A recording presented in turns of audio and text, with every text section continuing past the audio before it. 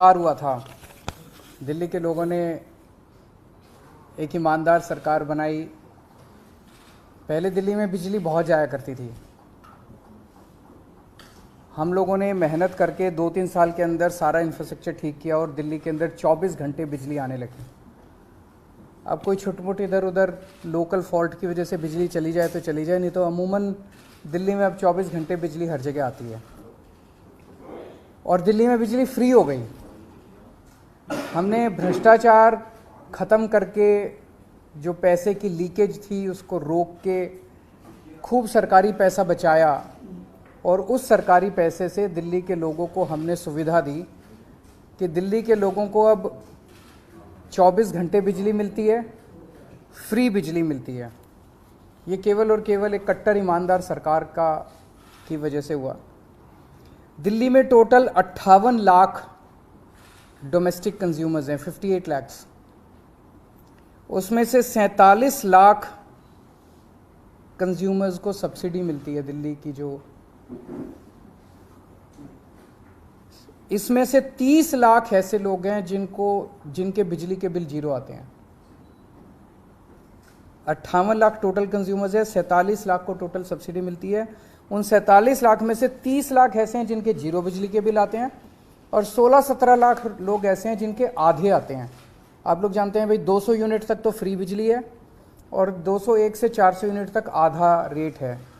तो 16-17 लाख परिवार ऐसे हैं जिनके आधे बिजली के बिल आते हैं और 30 लाख ऐसे हैं जिनके फ्री जीरो बिजली के बिल आते हैं। कुछ लोगों की ये डिमांड थी, बिल्कुल सही डिमांड थी कि जी हम पे कर सकते हैं, हमें क्यों बिजली की सब्सिडी दी जा रही है। हमें ऑप्शन दी जाए कि हम पे करना चाहें तो करें, नहीं करना चाहें तो ना करें। हमारे ऊपर सब्सिडी क्यों थोपी जा रही है। ये बहुत सही बात है कि सबको ज़बरदस्ती सब्सिडी क्यों दी जाए। सब्सिडी उसी को मिलनी चाहिए जिसको ज़रूरत है। तो कुछ महीने पहले सरकार ने फैसला लिया था कि हम उन्हीं को सब्सिडी देंगे जो अप्लाई करेगा, जो मांगेगा, सरकार से कहेगा कि मुझे सब्सिडी चाहिए, उन्हीं को सब्सिडी देंगे। उस स्कीम को अब लागू करने जा रहे हैं। हमने कहा था कि 30 सितंबर तक ये पुरानी योजना चालू रहेगी। सब लोगों को सब्सिडी जो दी जा रही है, 1 अक्टूबर से उन्हीं को सब्सिडी मिलेगी जो मांगेंगे, अप्लाई करेंगे। तो अप्लाई करने के तरीके आज हम जारी कर रहे हैं। एक तरीका तो ये है कि अगला आपका जो बिजली का बिल आएगा, उस बिजली के बिल के साथ एक फॉर्म आएगा। वो फॉर्म भर के आप अपने डेजिग्नेटेड कलेक्शन सेंटर, जहाँ पे आप बिजली के बिल जमा कराने जाते हो, वहीं पे आप वो फॉर्म भर के वहाँ जाके अपना फॉर्म जमा करा दो और आपको 1 अक्टूबर के बाद भी सब्सिडी जारी रहेगी। दूसरा तरीका इलेक्ट्रॉनिक। मैं आज एक नंबर जारी कर रहा हूँ। इस नंबर पे आप मिस कॉल मारो। मिस कॉल मार के आपके पास एक SMS आएगा। उस SMS पे एक लिंक आएगा, उस लिंक पे क्लिक कर दो। आपके व्हाट्सएप के ऊपर एक फॉर्म खुल जाएगा, वो फॉर्म भर के भेज दो, आप रजिस्टर हो गए। ये नंबर है 7011311111, 5 बार 1। तो 701113 फिर 5 बार 1। इसी नंबर पे या तो मिस कॉल कर सकते हो या हाय लिख के व्हाट्सएप कर दो। हाय, HI हाय व्हाट्सएप कर दो। आपके पास फॉर्म आ जाएगा, फॉर्म भर के आप व्हाट्सएप पे ही भेज दो, आपका काम हो जाएगा। और ऐसे लोग, कई लोग ऐसे हैं जिन्होंने अपने के नंबर जो होता है, जो बिजली का जो नंबर होता है, वो उसके साथ उन्होंने अटैच किया हुआ है, अपना रजिस्टर करवाया हुआ मोबाइल फ़ोन नंबर। इन सारे लोगों को हम अपनी तरफ से भी ये भेजेंगे कि भाई जो लोग रजिस्टर करना चाहते हैं रजिस्टर करें। आपके फिजिकली फॉर्म देने से या इलेक्ट्रॉनिक रजिस्ट्रेशन करने के 3 दिन के अंदर आपके पास कंफर्मेशन आ जाएगा SMS से या ईमेल से कि भाई आप रजिस्टर हो गए हो और आपकी सब्सिडी लागू रहेगी। ये अब इस तरह से है, आज से आप ये सुविधा आप इलेक्ट्रॉनिकली आप करना चालू कर सकते हैं। इस नंबर पे मिस कॉल कर सकते हैं। मिस कॉल करके आपके पास फॉर्म आएगा, आप रजिस्ट्रेशन करना चालू कर सकते हैं। 31 अक्टूबर तक जितने लोग अप्लाई कर देंगे उनको 1 अक्टूबर से जारी रहेगी सब्सिडी, समझ गए। 31 अक्टूबर के बाद नवंबर में जो करेंगे फिर उनको अक्टूबर का बिल भरना पड़ेगा, उनको नवंबर के आगे की सब्सिडी मिलेगी।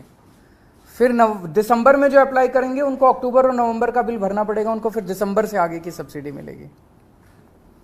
तो जिस महीने में वो अप्लाई करेंगे उस महीने से उनको सब्सिडी मिलेगी। अगले महीने में करेंगे तो उनको पिछले महीने का बिल भरना पड़ेगा, अगले महीने से सब्सिडी मिलेगी। और इसके लिए जनता तक इस बात को पहुंचाने के लिए कॉम्प्रिहेंसिव कैंपेन हम लोग लॉन्च करेंगे घर घर तक, ताकि ऐसा ना हो किसी को जानकारी ना मिले और वो रह जाए इसकी वजह से। और ये साल में एक बार किया करेंगे कि साल में एक बार हर आदमी को अप्लाई करके सब्सिडी मांगनी पड़ेगी। मान लो कोई कहता है कि अब मुझे सब्सिडी नहीं चाहिए, तो हर साल उसको एक मौका मिलेगा अपनी सब्सिडी विड्रॉ करने के लिए। तो मैं उम्मीद करता हूँ कि जो जो लोग पे कर सकते हैं वो पे करेंगे, जिन लोगों को ज़रूरत नहीं है वो सब्सिडी गिव अप करेंगे, और ज़्यादा से ज़्यादा लोग इसका, जो जो लोगों को सब्सिडी चाहिए वो इसका फ़ायदा उठाएंगे। इस पे अगर कोई क्वेश्चन हैं तो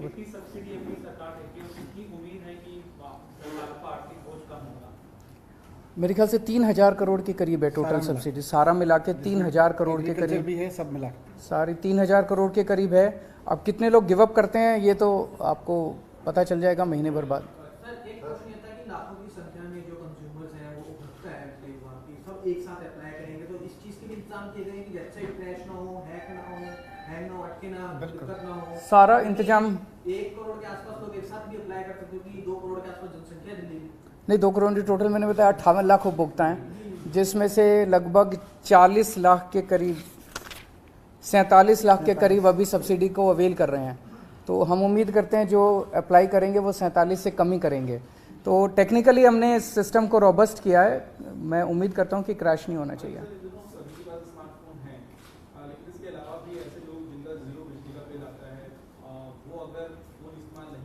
उनके पास वो भी कर सकते हैं, वो भी कर सकते हैं, कैंप भी लगा सकते हैं। अभी काफ़ी जनता के घर तक पहुंचने के लिए कई सारे प्लान किए जा रहे हैं, तो जनता उसको किसी भी तरीके से अप्लाई कर सकती है।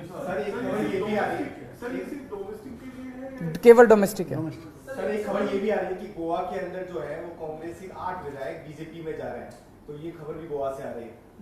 इसमें देखिए दोनों चीज़ें हैं। हम तो हमेशा से कहते रहे कि ये लोग जो हैं ऑपरेशन लोटस हर स्टेट के लिए चला रहे हैं, हर राज्य के अंदर जा के एमएलए खरीद रहे हैं। जाहिर तौर पे फ्री में तो एमएलए खरीद ही नहीं रहे, किसी को सीबीआई ईडी का डर दिखाते हैं, और साथ में जैसे अभी हमें पता चला कल कि पंजाब के अंदर भी इन्होंने कोशिश की 25-25 करोड़ रुपए में एमएलए खरीदने की। गोवा के अंदर कितने कितने में खरीदे हैं ये तो वहाँ के एमएलए ही बता सकते हैं, या वहाँ के लोग ही बता सकते हैं कि कितने कितने में खरीदे। ये अच्छी बात नहीं है, ये सही बात नहीं है। पैसा आ कहाँ से रहा है? हजारों करोड़ रुपया एमएलए खरीदने के लिए पैसा कहाँ से आ रहा है? जाहिर तौर के ऊपर ये सरकारी पैसा है जिसको साइफन ऑफ किया जा रहा है, और इसी वजह से महंगाई भी बढ़ रही है। तो हम लोगों ने पहले भी आवाज़ उठाई थी कि महाराष्ट्र में इन्होंने यही किया, मध्य प्रदेश में यही किया, गोवा में अब दोबारा ये किया है, कर्नाटक में यही किया, आसाम में यही किया, अरुणाचल प्रदेश में यही किया, दिल्ली में इन्होंने कोशिश की, या पंजाब में इन्होंने कोशिश की। ये अच्छी बात नहीं है। उनको नहीं अप्रोच किया गया।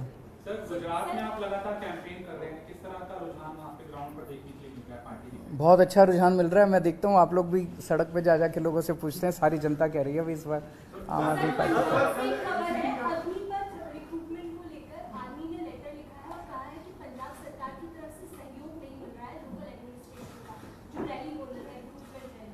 ऐसा होना नहीं चाहिए। मतलब हमारे जो भी मतभेद रहे अग्निपथ को लेके, बट एक बार ही केंद्र सरकार ने लागू कर दी है, हम उसको पूरा सपोर्ट करेंगे। तो पंजाब का स्पेसिफिक क्या है इशू मैं एक बार ही पता करूंगा, बट हम पूरी तरह से सहयोग करेंगे, इसके स्कीम में भी सहयोग करेंगे, आर्मी का भी सहयोग करेंगे। एमसीडी के जो आने वाले इलेक्शन है उसके लिए ड्राफ्ट रिपोर्ट नया वार्ड का परिसीमन जारी किया गया है, उसमें काफी सारी डिस्क्रिपेंसी सामने आ रही है। कहीं 30,000 का वार्ड बना दिया, कहीं 90,000 का बना दिया है।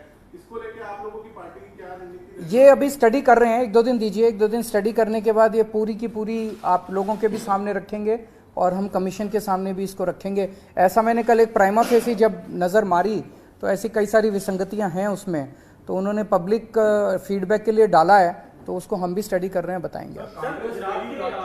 रिप्रेजेंटेटिव कांग्रेस के जीतते हैं, बाद में वो दूसरे दल में चले जाते हैं, ये लगातार कई राज्यों में देखा जा रहा है। दूसरा सर, आप भी कई राज्य में चुनाव में हैं, अब अपोजिशन ये कह सकती है कि पहले आपने फ्री बिजली का स्कीम दिया, अब आप अपील कर रहे हो कि जो लोग कैपेबल हैं वो पे करें।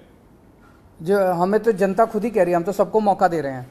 कई लोग हैं जैसे आप जैसे लोग हैं, वो कहते हैं जी हम तो पे कर सकते हैं, तो हमें सब्सिडी क्यों दे रहे हो? तो आपको ऑप्शन तो मिलनी चाहिए, ज़बरदस्ती किसी को सब्सिडी क्यों दी जाए? तो हम वापस थोड़ी ले रहे हैं, हम तो एक ऑप्शन दे रहे हैं, जो लेना चाहे ले, जो नहीं लेना चाहे सर, मतलब। आपने कहा गुजरात के रुझान बहुत अच्छे मिल रहे हैं, लेकिन आपकी जो विपक्ष है वो आप पर एक तस्वीर के जरिए निशाना साध रहा है, जिसमें आपको दिखाया गया कि ऑटो और चार्टर्ड प्लेन, तो उसको आप कैसे देख रहे हैं? क्योंकि विपक्ष लगा ये सब कुछ लेके आएंगे, अभी तो चिंता मत करो, अभी तो 3 महीने हैं। तरह तरह की फ़ोटो आएंगी, तरह तरह के वीडियो आएंगे, मुद्दे की बात करो उनसे। हम कहते हैं हम गुजरात की, दिल्ली में हमने बिजली फ्री कर दी, पंजाब में बिजली फ्री कर दी, अब गुजरात के लोगों को भी मिलनी चाहिए फ्री बिजली, क्यों नहीं मिलनी चाहिए? उन्होंने क्या कसूर किया? तो ये विरोध करते हैं। तो उनसे पूछो क्यों विरोध करते हैं, तो कहते हैं देखो केजरीवाल की ये फ़ोटो। फिर मैं कहता हूं कि हम आपके स्कूल अच्छे करेंगे, तो ये विरोध करते हैं, कहते हैं स्कूल अच्छे नहीं होने चाहिए गुजरात के। तो कहते हैं भाई स्कूल अच्छे हो जाने दो, क्या दिक्कत है? तो कहते हैं देखो केजरीवाल का ये वीडियो। ये यही करेंगे अभी तो देखो क्या क्या होता है। गुजरात में कांग्रेस भी चुनाव में है, लेकिन कांग्रेस पार्टी के अंदर क्या अंतर कला है कि उसके उम्मीदवार जीतते हैं फिर दूसरे दल में चले जाते हैं? ये तो पूरे देश में ही हो रहा है कि कांग्रेस अपने एमएलएज को बचा नहीं पा रही है। देखो दूसरी पार्टी जो है वो गलत कर रही है, एमएलएज को खरीद रही है। जनतंत्र के अंदर इस तरह से करोड़ों करोड़ों रुपए देके कोई किसी को 50 करोड़ में खरीद रहे हैं, किसी को 25 करोड़ में खरीद रहे हैं, ये जनतंत्र के लिए हानिकारक है, ये गलत है। तो जो ये लोग ऑपरेशन लोटस के नाम पे सरकारें तोड़ रहे हैं, ये गलत है। लेकिन गलती कांग्रेस की भी है, हमारे वालों को नहीं तोड़ पाए, दिल्ली में नहीं तोड़ पाए, अब पंजाब में नहीं तोड़ पा रहे। पंजाब में हमने सारे 10 एमएलएज को इन्होंने अप्रोच किया था, अभी 10 एमएलए जो हैं वो प्रेस कॉन्फ्रेंस करने वाले हैं थोड़ी देर के अंदर, जिन जिन को इन्होंने अप्रोच किया था। तो हम तो इनका भंडा फोड़ देते हैं, हम इनसे हमारे लोगों को अप्रोच। कांग्रेस वाले क्यों टूटते हैं, ये पूरा देश जानना चाहते हैं। एक पार्टी तोड़ रही है, मतलब एक तरह से बीजेपी ने तो ये कर दिया भाई वोट मिले ना मिले सरकार तो हमारी बनेगी, फिर तो चुनाव का भी कोई मतलब नहीं रह जाता, जनतंत्र का कोई मतलब नहीं रह जाता, संविधान का कोई मतलब नहीं रह जाता। इस तरह से अगर एमएलए खरीद